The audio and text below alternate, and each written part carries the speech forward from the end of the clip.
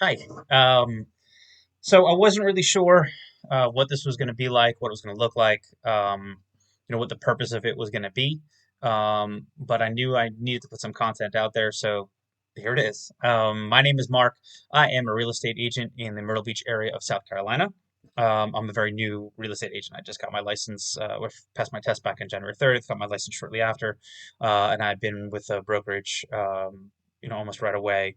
Um, so from January 31st up until today, which is April 18th. So less than 3 months, and I am part time. So I'm, at the office 2 days a week, and then the other days I'm working. I'm with my family. I'm married. I have 5 children, or I am working another job just to bring some cash in. Um, so, what's the purpose of me doing this video? Well, as a new real estate agent, there's a lot of information out there, and it's a lot of it's really, really overwhelming. Um, and sometimes I feel like people in the office, they're well-meaning, but I don't think that necessarily they're eager to help somebody who's new. I think just in what I've learned in my short time, the lifespan of a real estate agent can be really, really short. I think it's something like 87% of real estate agents quit or fail within the first 5 years. So there's this mentality, I think, of I'm not really going to give of myself to you because you're not going to be here in 3 weeks anyway.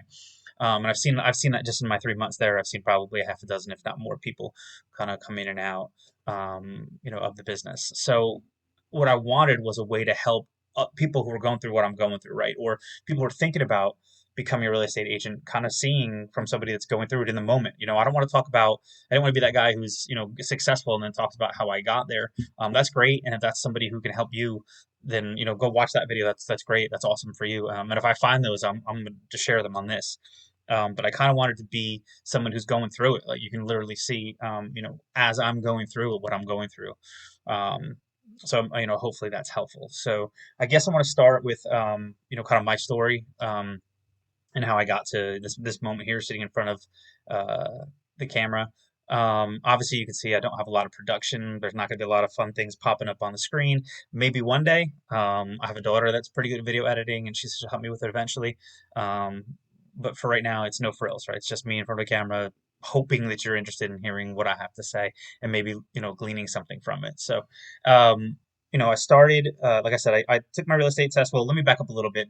Um, I was in the restaurant industry for 20 years, and the hours just weren't conducive to being a good father. Like I said, I have 5 kids, and they're in baseball and soccer and all that kind of stuff. And going to work at 5 and not getting done till 1, 2 o'clock in the morning, and then coming home, and you're missing out on all sorts of things. And I was kind of tired of that life. And I have a friend who's in South Carolina who's doing real estate, and she really pushed me. And it turns out her brokerage was offering kind of a scholarship, basically. So I went in and interviewed, and sure enough, I was able to be selected for the scholarship, and they paid for my real estate schooling, which was pretty cool. I paid for it myself back in North Carolina, where I didn't finish because we moved. Um, so it was cool to have somebody foot the bill for me. Now there's all sorts of hidden costs. So this lesson number one, right, of things I didn't know. There's all sorts of hidden costs after they pay for the schooling. Now, don't get me wrong, it's fantastic. It's a huge savings. I'm blessed that they did that for me. But that being said, there's all sorts of costs that, as you finish the classes, you don't know you're going to incur that you have to incur. Some easy ones to talk about are like the charge for just taking the tests. I'm not sure how all of the programs are, if they're all the same, but there's the charge for taking the class itself, and then when you take the test, separate company, and you have to pay that company for the right to take the test. Okay, fine. So you pay that. It's $25, $50, $30, and if you fail, you have to take it again, right? And you have to pay again. Luckily, I didn't, and that's something I'll talk about a little bit later about why I didn't have to. Um, but yeah, that's a hidden cost that I didn't really know about. Once you pass all your tests, including like your final, real estate exam, the national and the local portion, then there's all sorts of fees. The licensing fee, at least in South Carolina, was pretty affordable. It's only like $50. Um, but then if you want to be a realtor, which I didn't know was two separate things, right? There's an actual association of realtors, and from my understanding from the class, it's not a required thing. But like in my market, you can't succeed without it. They pretty much have everything on lock. The MLS is controlled by them. The lock boxes are something you have to register through them to do. So you have to pay those dues, and that was somewhere in the area of $300 or $400 plus the stuff for the keys, because it doesn't come with it. By the way, the key access doesn't come with it. The key access is something additional that you have to pay. So yeah, all told, it was like, I don't know, probably another $1,000, $1,200 out of my own pocket, for stuff I didn't realize I had to pay for. So that was the first thing. Um, so once I passed my tests, obviously I didn't do what some other agents are out there or new agents are out there doing, right? You're out there and you're interviewing brokers, which is cool. You're finding out kind of what's the right fit for you, and what makes sense for your style and what you're hoping for, and what kind of a training program you're looking for. And part of me wishes I had done that. Nothing against the people I'm working for. And partially it's my fault because like I said, I'm part time. I'm not full time. I'm not giving them 100%. I can't afford to. I have to have something that's also bringing the money in right now. So they unfortunately, I don't know if it's their program or it's just because I'm not full time. They're not investing their time into me the same way they would somebody who's full time, but it's lacking. And I feel like I have a lot of questions, and I feel like I'm annoying people a lot of times when I ask those questions. Don't get me wrong. There's a few people around my office, including my friend who works for the company, her phone is always available to me if I have a question. Um, so, and I appreciate that, but she can't hold my hand through the whole process. I wish there was more of a really streamlined training process, maybe with like a mentorship kind of a piece to it. And I've heard that that exists elsewhere, but not where I am. So yes, that's usually the first step is you're interviewing the brokers, right? So then you pick the one that you want to go work for. So in my case, I went for the one that obviously paid for my schooling. Um, Now here's where it really diverges, right? And here's where, like, as somebody who's thinking about doing real estate, I wish somebody had come to me with some of this information, right? So you have two kind of main ways it works, right? There's ones like the one I work at where, you have a broker who pays for your leads, and you call them. And it's basically like, I used to work back in the day. Another one of my jobs was I worked for a lawn care company where we did cold calling, to a list of, prior candidates or people that had reached out about service in the past and maybe didn't book. So I was familiar with, with how to do this and objection responses, and you have to learn a little bit, of what is, specific to this particular industry. But it plays out basically the same. So it's making these calls, it's talking to these people, finding out what their needs are, figuring out why they potentially are objecting to even working with you to create a search. You'd be surprised how many people you want to create a search just to help them find the right home, and they think there's some kind of catch, even though in reality, honestly, there's no catch, right? If you went onto my website and I got your information, could you register? And I called you and said, hey, I know you're registering. Can I set you up with a search? There's no catch. I'm hoping that you're going to use me. I'm hoping that I put in this work, and that eventually you see the work I'm putting in and the value to using me as your. Sorry about that. I don't know if you could hear, my kids were in the background, and it was totally distracting. Um, so there's two main types. So there's types I'll tell you about where, like, you cold call and you're calling leads and your broker pays for those leads, right?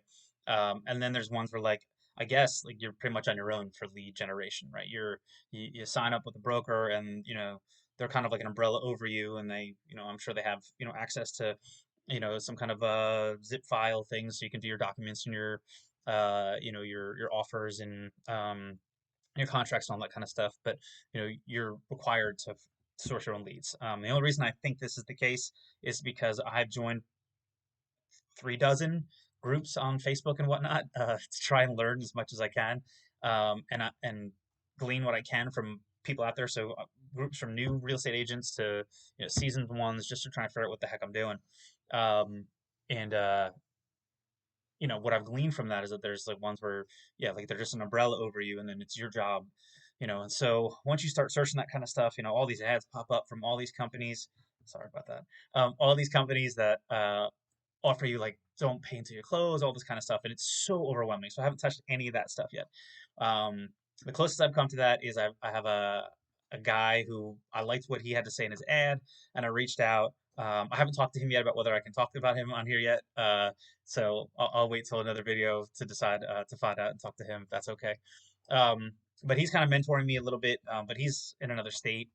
So he's just kind of like, again, big picture, trying to help me out here. So we'll see how that goes.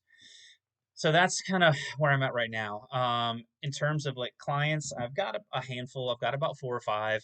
Only one or two I would consider hot buyers. One's from what's called my sphere of influence. So if you don't know what that means, because I didn't, so your sphere of influence is basically the way it sounds. It's the people around you, your friends, family, and then people they touch.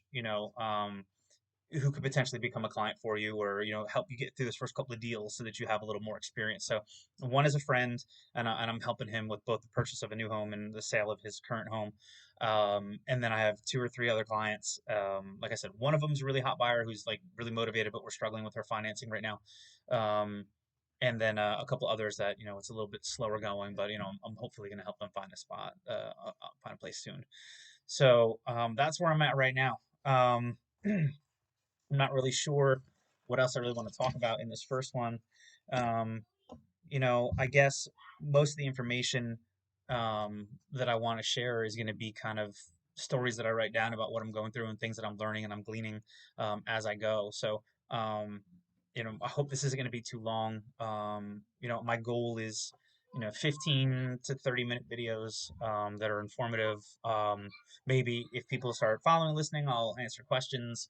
Um, but that's really it, guys. I hope this is going to help some people. I hope it helps me. That's the other thing is one of the main reasons I'm doing this is because everything I read and I've read and watched, and I'm watching videos, and I'm watching, I'm reading posts and blogs and vlogs and all that kind of stuff. And everybody says with today's technology, you have to get out there in front of people, and you have to put a certain amount of impressions out there, right? So I'm literally just doing this in hopes that I can help somebody, like nobody helped me, kind of getting started in this. And I don't know if you can hear that, but that's my children. Um, and yeah, so that somebody, I can help some people, and that maybe, you know, long term, that this helps, with some recognition, helps me garner some business. Hopefully, production value as the time goes on will improve. I hope I can do that and afford that. So yeah, hopefully we'll get some cool stuff, maybe some infographics eventually when I start sharing some stuff and teaching some stuff that I'm learning. Um, but yeah, until then, I appreciate y'all. Anybody who's out there watching this, even if it's friends or family, just kind of checking it out.